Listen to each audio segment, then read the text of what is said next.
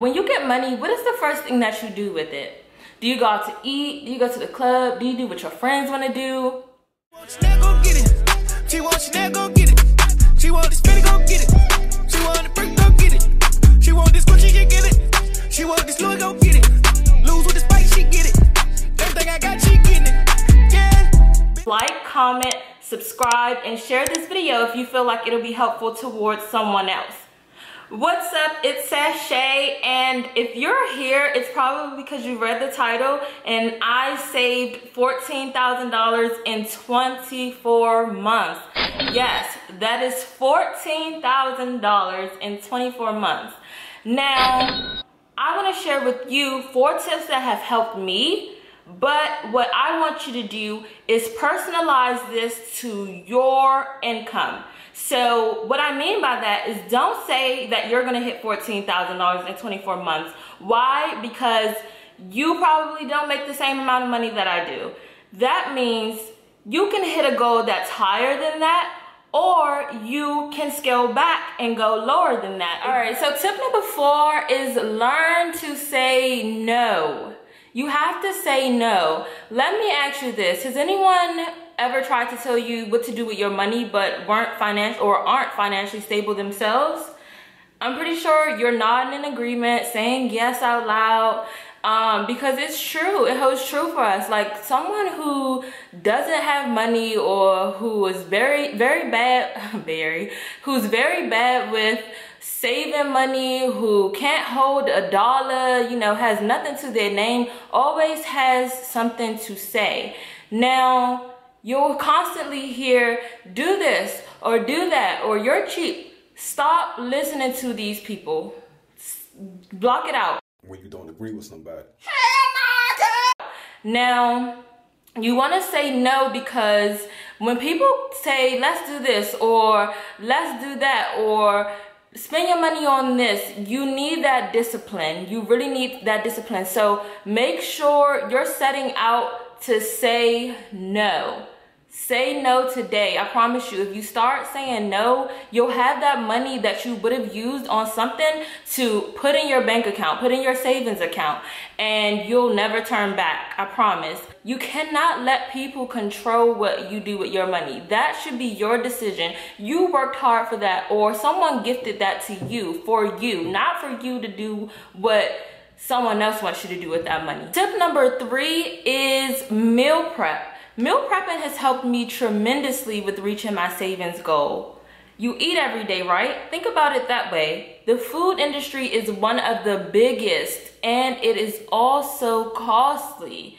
You want to know why? Because a lot of people eat out, and eating out is convenience. Convenience, though, is costly.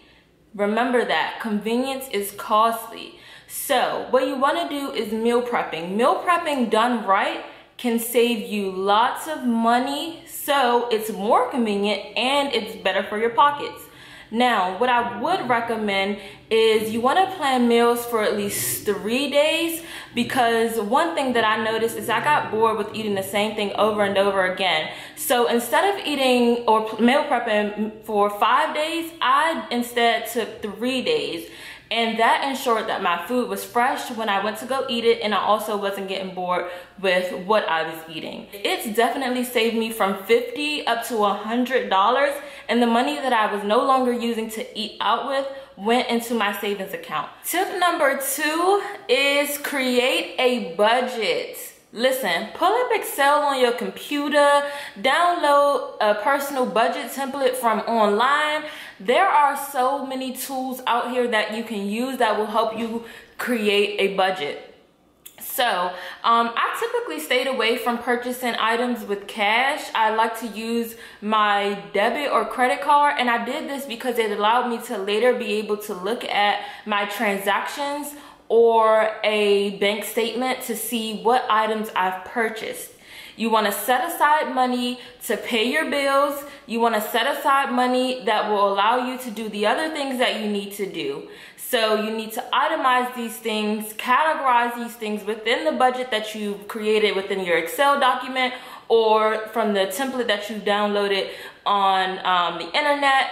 there are tools. Use these tools to your ability. You want to stick with it. Reassess, recalibrate, do all of these things so that they'll align with your current circumstances. You want to reassess because what worked for you last month may not work for you this month. And then I'll tell you, this will help you control your money. You do not want it to control you. Tip number one is pay yourself first. I cannot stress this or put enough emphasis on this. Pay yourself first. Now, when you get money, what is the first thing that you do with it? Do you go out to eat? Do you go to the club? Do you do what your friends want to do? Do you go buy a drink? Do you pay a bill? Comment below and tell me what you do with your money when you get it. If it's any of those things that I've listed above, you need to stop that mentality today. Pay yourself first. And by that I mean give yourself the money. Give yourself some money.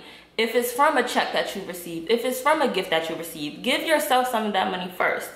What you want to do is set aside at least 10%. And if you can't do the 10%, I understand. Go lower than that. Do 5%. Set aside 5%, 10% of the money that you get whenever you get a coin. Do that. Keep that mentality. That's what you want to do. That's the mindset that you should have. You should be saving 5 to 10% of the money that you get, no matter how small or big it is. So if it's $5, take 10% of that and put it in your savings account. If it's $20, take 10% of that and put it in your savings account. Even if it's $1,000, you should probably even want to take a bigger percentage of that and put it into your savings account. You have to be intentional with the money that you get and pay yourself first. Always, always, always pay yourself first, and I will keep this short and sweet. It's my favorite tip of them all. Please pay yourself first. That concludes the 4 tips. You want to make sure you're paying yourself first, create your budget, meal prep, and learn to say no. So additional tips may include setting up automatic pay so that you're not being late on your bills and accumulating late fees that will set you back. You can also set up automatic pay so that the money that you want to save goes directly into your savings account. That way you're not forgetting to save your money. And then the last thing I'll share is don't dip into your savings account. Why let all of this hard work go to waste? You want to see your savings grow. So you can't constantly dip into it, use it for this, use it for that. You may get emergencies here and there, but keep it to or limit it to those emergencies. Don't forget to like, comment, subscribe, and if you've subscribed, turn on your post notifications so that you don't miss my next video. I count 6 shots.